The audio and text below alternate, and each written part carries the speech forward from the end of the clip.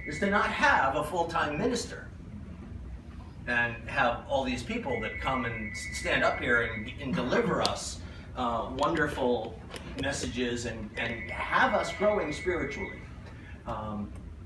Oftentimes those speakers were chosen on the basis of what we know about them from others saying how terrific they are as speaking and the ability to just really get up here and deliver a presentation. The actual spiritual growth that came from that could be a little hit or miss for somebody sometime, right? There are probably some speakers that all of us just immediately gravitate towards. And you just know, wow, that's a person who's really talking directly to me. Versus, at another time, someone who's interesting and insightful in different ways, but not that one special thing for you. So that's what I meant by hit or miss. It's always good. I mean, it's always interesting in some way, but sometimes it's even very special. So what I'm looking to do is try to, and what the worship team is looking to do is make that happen more regularly, I guess. This place here where we are now has been, even though not ideal, has been pretty wonderful for us. And so I gather from lots of surveys that have been done that it's cool. Everybody's sort of all right with this, except for the snow in the parking lot, I guess. All right. So where we've been now.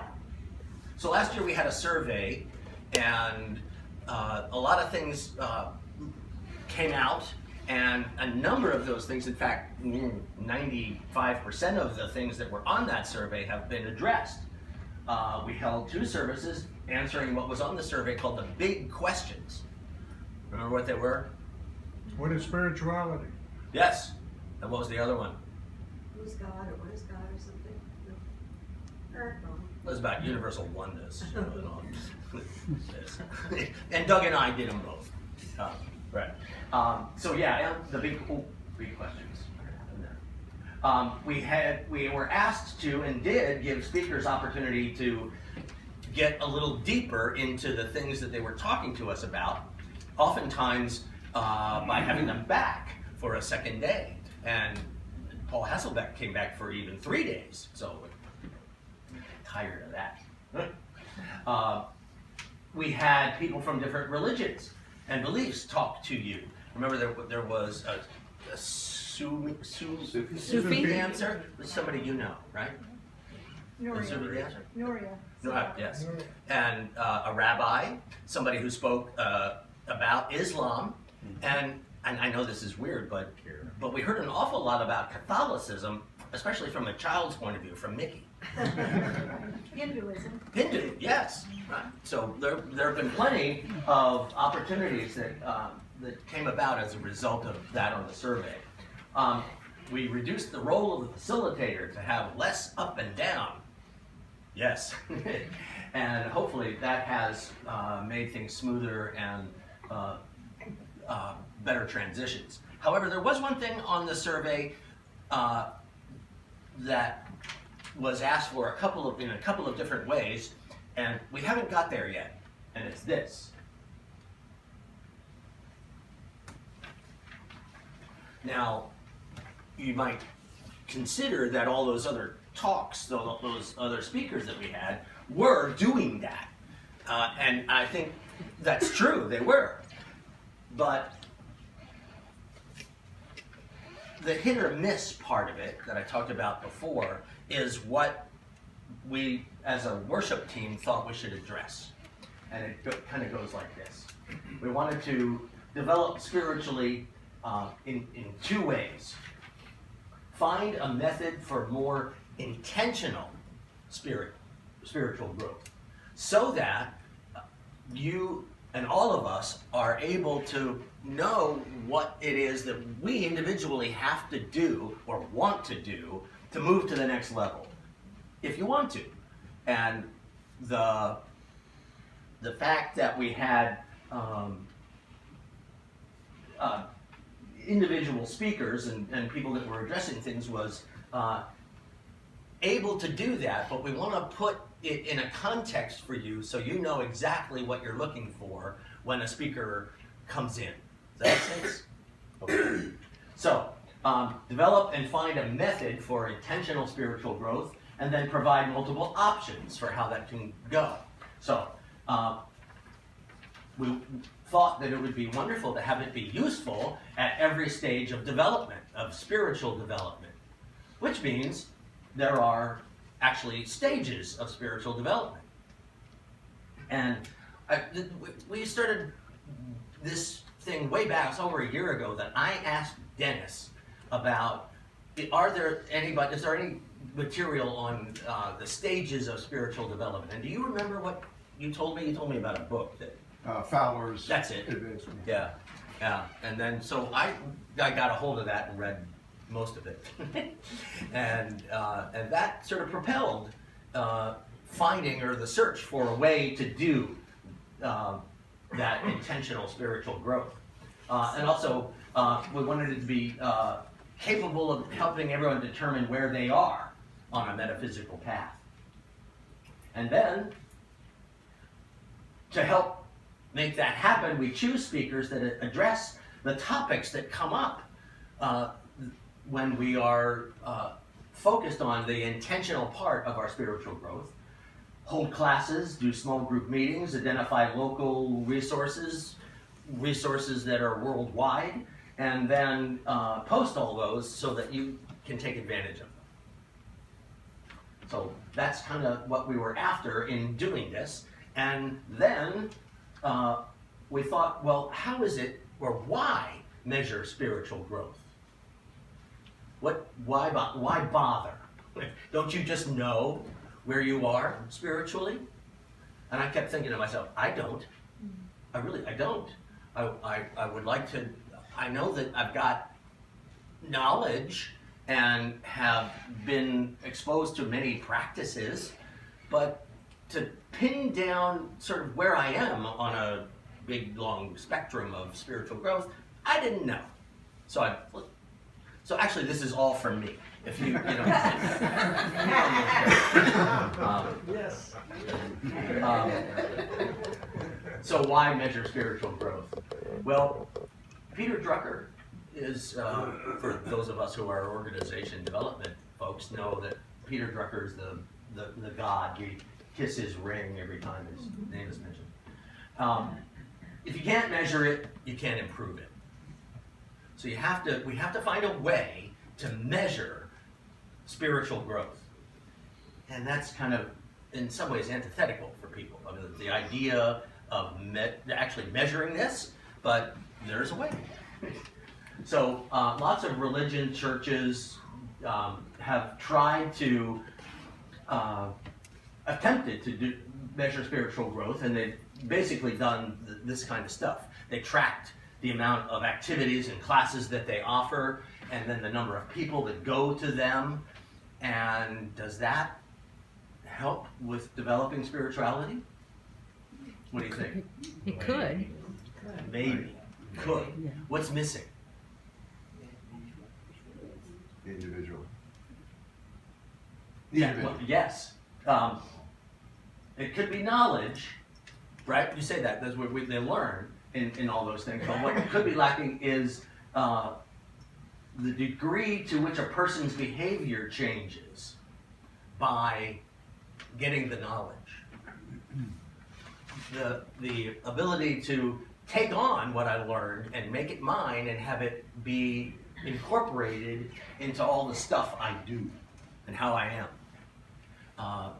And so all of the different ways to measure spiritual growth that we looked at just did that. You know, they just, lots of activities, lots of teachings and book readings and small groups, but they didn't get at this essential element, the idea of measuring spiritual growth and finding where to go from there. So, here's the thing. How do you measure something that isn't tangible? Very careful. You stroke it, you feed it well, you make it friendly. Yes. So some things are really easy to measure: time, money, distance, calories. But what about compassion or tenacity, or those things, creativity and spirituality? What do you think? If you were, if someone were to behave compassionately, what would they be doing or saying? You would be demonstrating kindness. What would be an act of that? What would? Being empathetic, Okay. showing concern, Yeah. maybe touching somebody. Actual kind of, I'm with you, kind of gesture. Yeah. Great. Anything else? Any other way? Seeking understanding. Yes. And how do that? Well, there again, it would be trying to mirror the feelings you're receiving and empathize with it. Repeat back what it is that you heard. Paraphrase. Yes, empathetic in terms of I get your struggle. I hear I'm seeing that's something that's of great concern for you. Those kinds of empathetic language. Right? Susan. Well, I would think acts of service to others for which there are no tangible rewards. So it just you feel good having done it. Yeah. Yes. You can But- listen to them and reflect back what they said. Right. The sort of mirror back, reflect back what Or just people are saying. acknowledge that you heard them. I heard you. Yeah. Even that's just enough. I'm there with you. I'm present. Yeah. Well, Jeff, I think it's like Susan's was a really good one, acts of service, but you'd have to say measure it. I did that 5 times this year as compared to only once last year. Yes. And So that wouldn't make you, the one time that you did it means you're sort of half. Just I'm becoming better at tracking it and doing it. Yes. So it's not necessarily just the one things that we're talking about. It incorporates a lot of different criteria. And the number of times that you are compassionate is one of them. Right? It's part of that. So it's like there is a little bit of numeric criteria part of this, but it's also about the words that describe the observable behavior, which is what we just did. We talked about listening and paraphrasing and being empathetic and the actual behavior that a person does when they are being compassionate.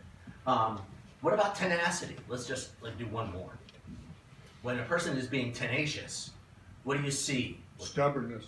You can't stop me. That's true. Let's stay positive. All right. Staying at it, just staying at There it. you go. Not being derailed by things. That's when you need to be more compassionate. Persistence. Way to go, yeah. You would see persistence. Yes, yeah. Determination. Any obstacle that gets in my way, I deal with it and move more and more towards my goal. Yeah. So, and you'd see that and in a person. How would we understand that that's an example of being tenacious? You could get the person to acknowledge it. That when did we review this before? And what was the outcome? Okay, yeah. I think you can measure results, so there's something measurable. You see how the world is better because of you. There's something you can put down. Facebook tells me how long I've been on it every day. Except now it just says, oh, it's Neil again. It's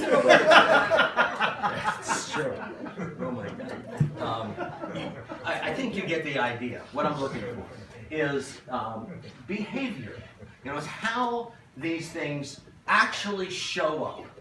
What people actually do or say that is indicative of the skill they have, or the level of, let's make it now about spirituality, and kind of move into that. So measuring spiritual growth, specifically.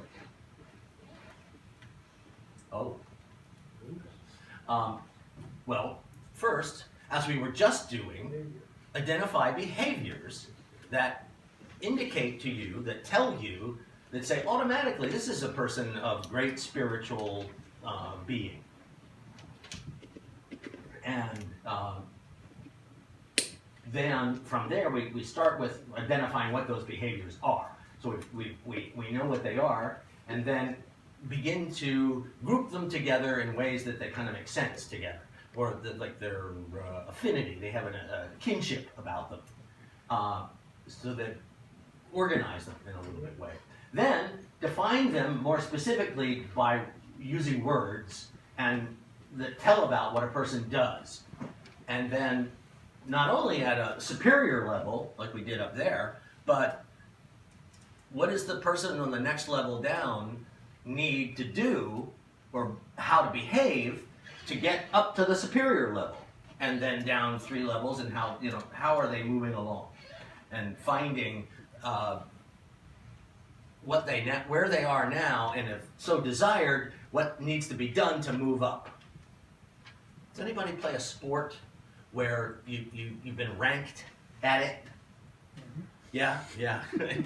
Me too. And then you say, well, okay, I now have this level of ability, and knowledge, but want to get to the next level. And then what do you have to do to get there?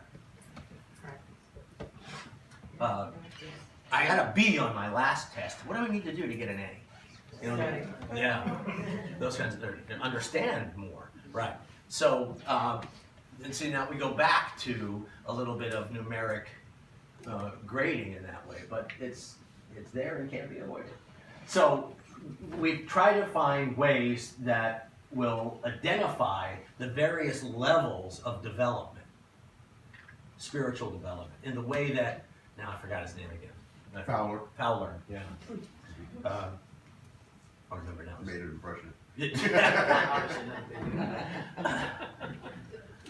I'm getting old. So the next step would be to assess or rate yourself according to how often and to the level that you do the behavior that's been sort of designated for each level. Does that make sense? Yes. Yeah. So it's like, all right, and it's not like pinpointing it. It's not like exactly the type of behavior. There's a lot of general room for moving around in this, but it's really helpful to at least understand that this is the level where I am, and what do I need to do to move on, if I want. So then the last thing would be to determine a plan for how to go about doing that.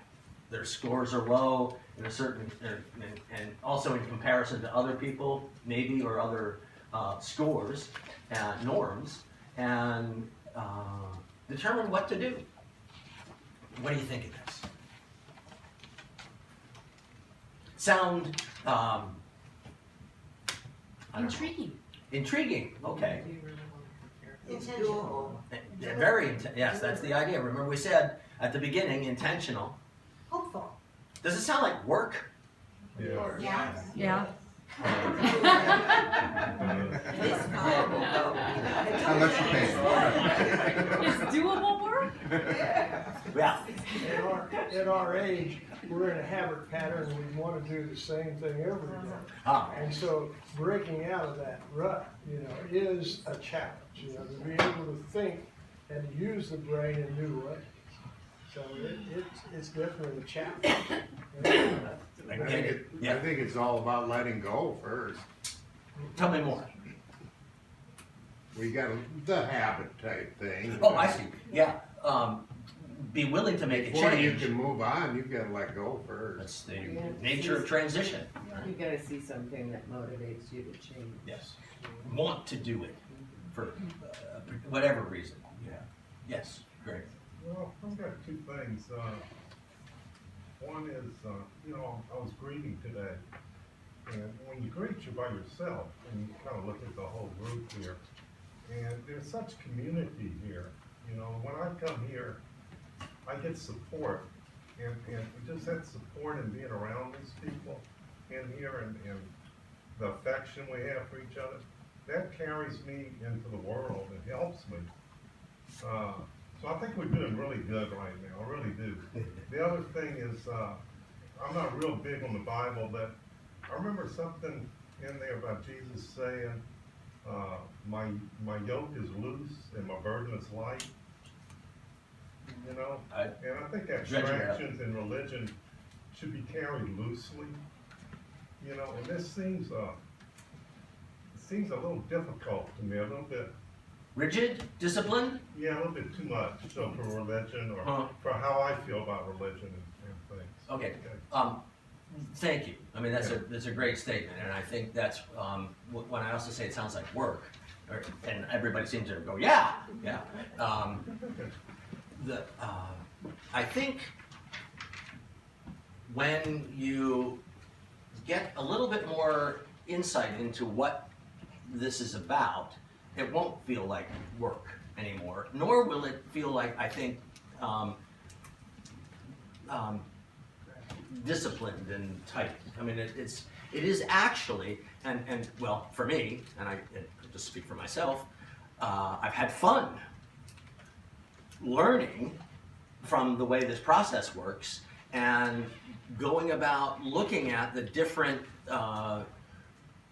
books, movies, things that I would normally do. I went to the Napoleon exhibit.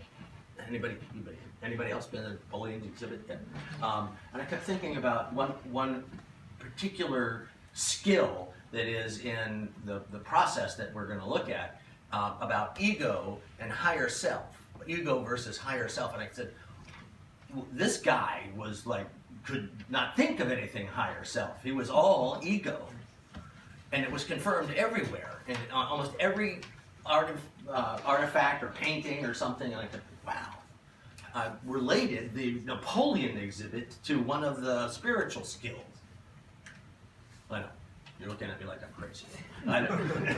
But, so I just wanted to check in with that and see at this point, does it feel like work? And I hope that as I move on here, it feels less so. And I'll ask again when we get a little towards the end. Jeff, can we go back a little bit to something that Greg said, which I think is important to kind of discuss or get an idea of what spiritual growth means as opposed to religious growth. Yeah. So, I personally think of spiritual growth is mastery of ourselves inside, where we want to be as more loving, kind people in the world, which is not religious and not adhering to any religious belief.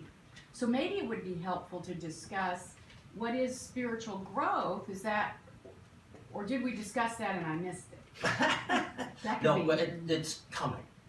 Oh, So it's right. good. Yes. That was back to hold your questions to the end. Way to go. I don't follow instructions well. Is that on I know that this? This is on this thing, and I'm going to have to grow in that way. Follow instructions. And this may go back to, you feel free to throw this to the end of ask your questions later, but I'm stuck at superior spiritual level. And the reason I'm stuck there is because for me, one of my spiritual challenges is judgment. And so I've started thinking of spiritual growth not as a line, I'm way better than you, you're stuck over there at the Baptist church, or I'm way better than those guys up there because they haven't even figured, So I began to think of a spiritual growth as a circle. And we're just on the circle in different places, but there's, no matter where you are on the circle, you're not ahead. You still got somebody, you're still looking at somebody's butt in front of you, and there's somebody looking at yours behind you. And so, I'm just throwing that out No, I there. actually think that those two things are related. And so, let's come back to both questions as we roll through this, because I think it will be demonstrated. We'll talk to it. And if not, let me know. Okay, so measuring. So we went on a search to find a process that could incorporate the idea of behaviors and addressing behaviors that are indicative of spirituality. And the idea that we could have multiple levels of that done by how we would measure behavior, or how we would look at other numeric ways to measure ourselves and things that are intangible. And we came up with, we looked at a lot of different things. But we came up with this.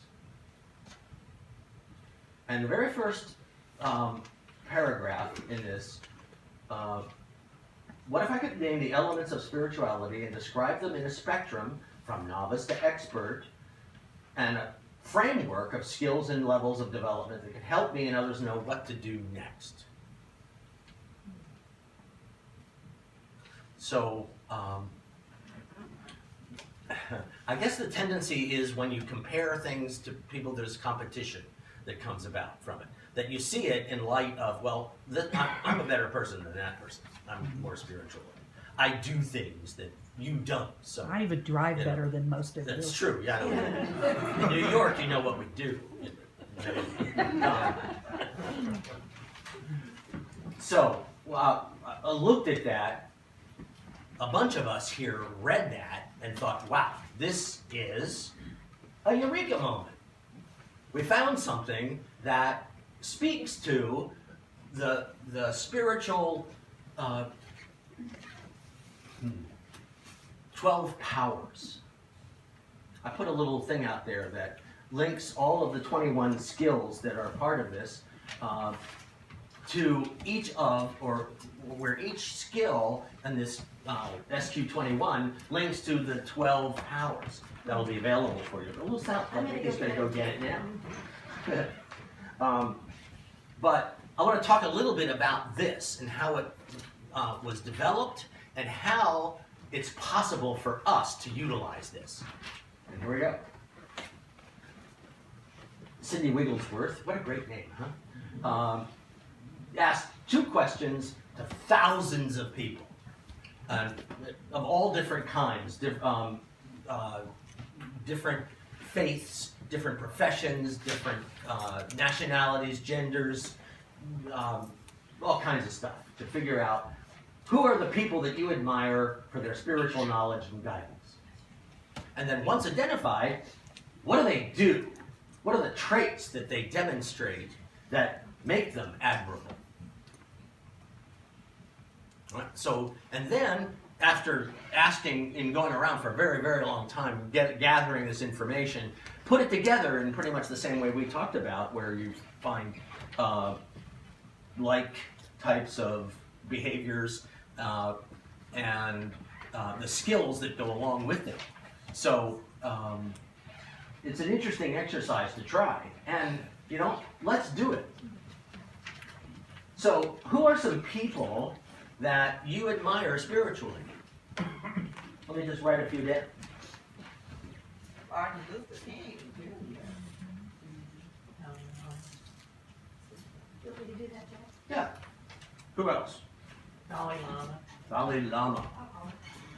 D-H. No age.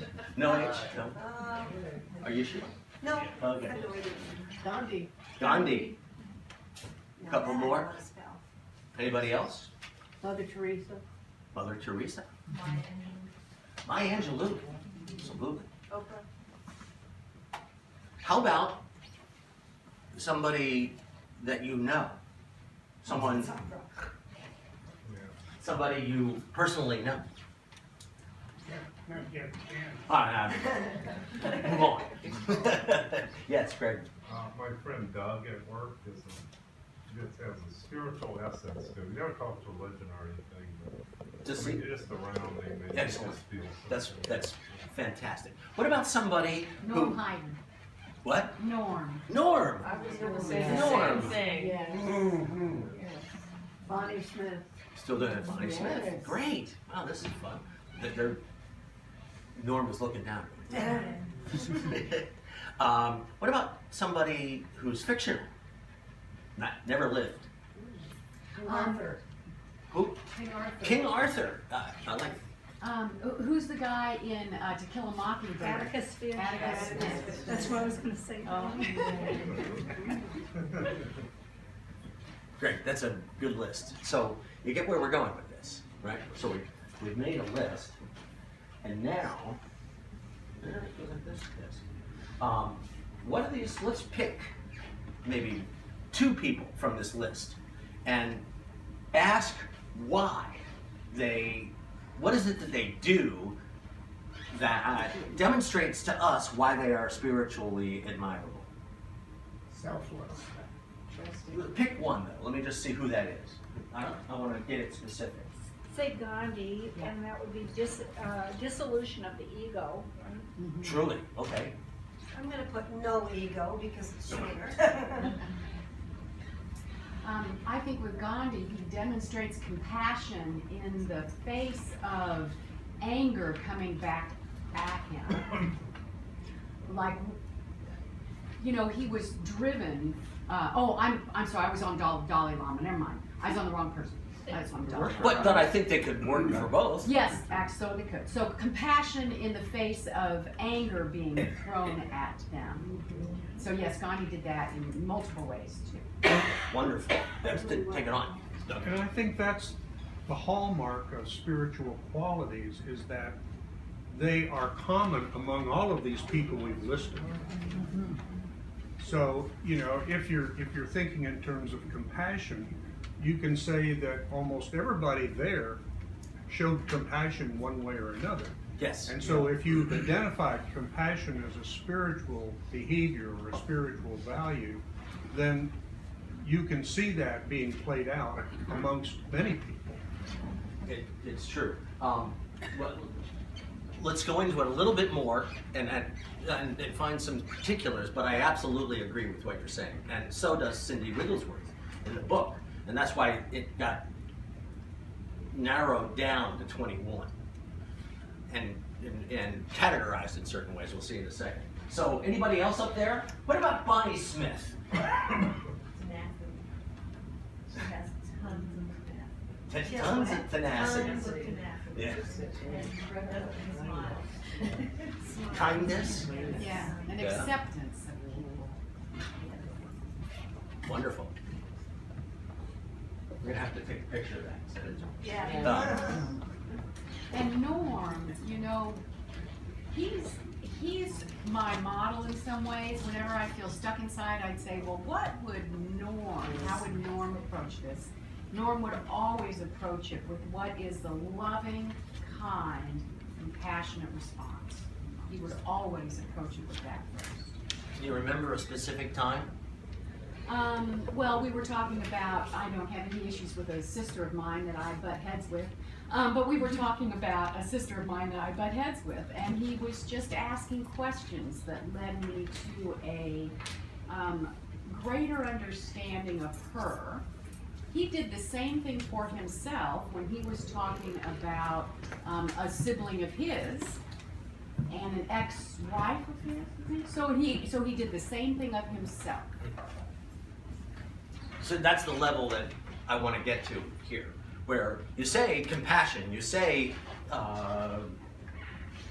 no ego, ask lots of questions. What are those things? In a particular context, in a particular situation, and in a certain relationship, so that you have the ability to not just do it every now and then, but most often and in different situations with different people. So it transcends a lot of stuff. Anyway, all right, good. Thank you, Vicky. Good exercise to do because it kind of gets exactly to what and how these came to be. That's the 21 skills, and you can see they are broken into or segregated into 4 different quadrants that have to do in quadrant 1 with self-awareness and then universal awareness, and then quadrant 3 self-mastery and social mastery. So one way you can look at this and is like this: that the ones that 1 and 3 are intrapersonal, and 2 and 4 are interpersonal. So you're working on yourself, and then you're also working again on your relationships and all of the different skills that relate to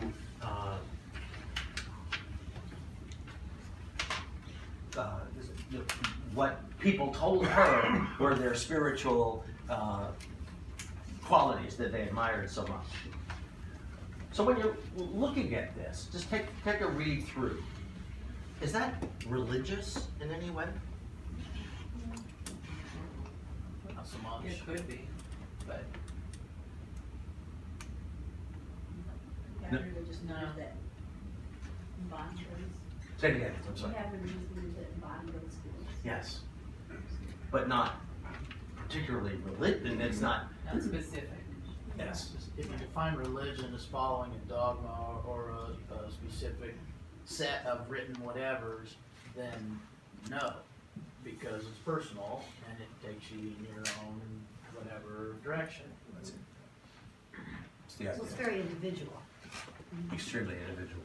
And but then begins to, as it continues to work and work and work, it becomes more and more about oneness. And it's amazing that it'll do that. So what we can do now with these 21 skills is assess them for ourselves through an assessment. And I just wanted to show you mine on the first 2.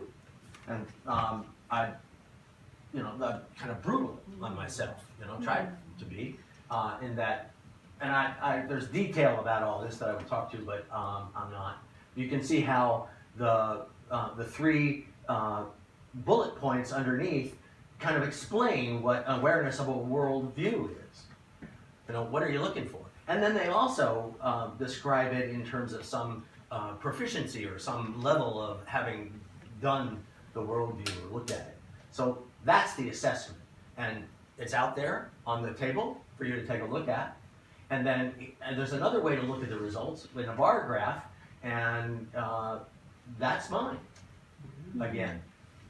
And so looking at that, how would you interpret that? What might you say about the need, or what I would choose for development? This poor guy was hell. You're telling me. There's a long line behind it. Yeah. Well, one of the things that stands out to me in this system is that it recognizes that spiritual growth happens in many areas, and that you might have a more complete score in one area than in another.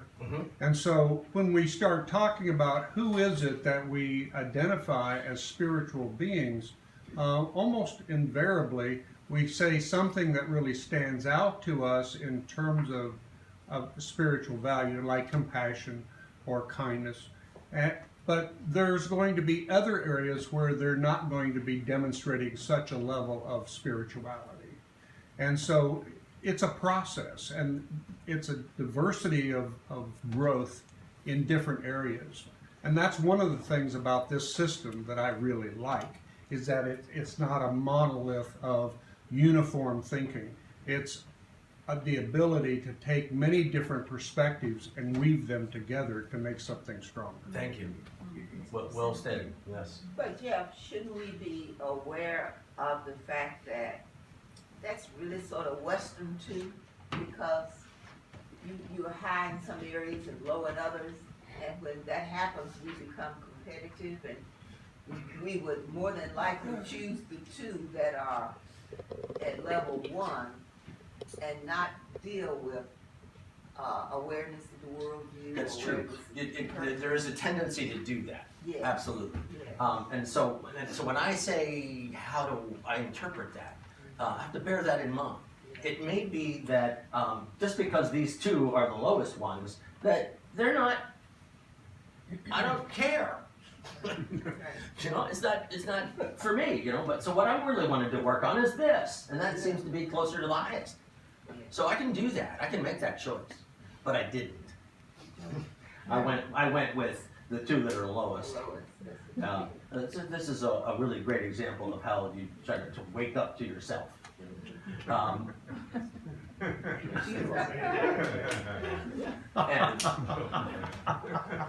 so I chose, yes. I see, on the last screen, I've seen the word aware a lot. Mm-hmm. And I think being aware of so many different things can guide you to where you want or need to go. But you have to be aware of where you're at right now. Yeah. So you can decide if and what kind of changes you want to make. That's why we talk about measurement. You know, where are you now, and where do you want to go from here? It's like getting on a scale for when you can choose. Yeah. Okay.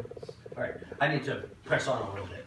I did choose number 5 as the priority for me, and there are some reasons that I don't want to go into right now, but I will later, about why. And so I've started already to begin to develop it. And here are some ways that the worship team is going to provide ways to develop each one of the 4 quadrants.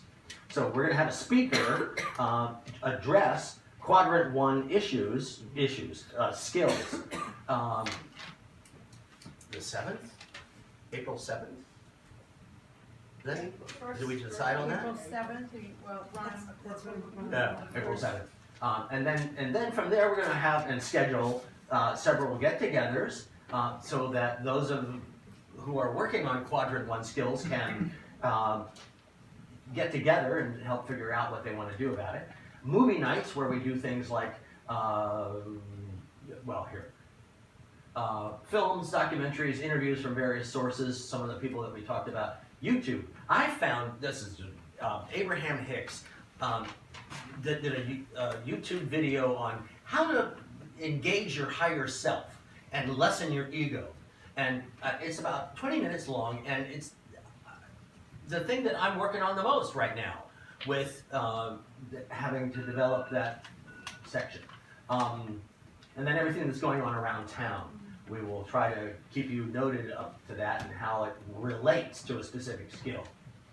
These are the quadrants that we will work on and the dates that it's possible that we will, for sure, we're going to work on quadrant 1 from April to June and then July to September, like that. And here's are multiple methods for how to go about doing this. I just thought I'd blast this at you. I know, it's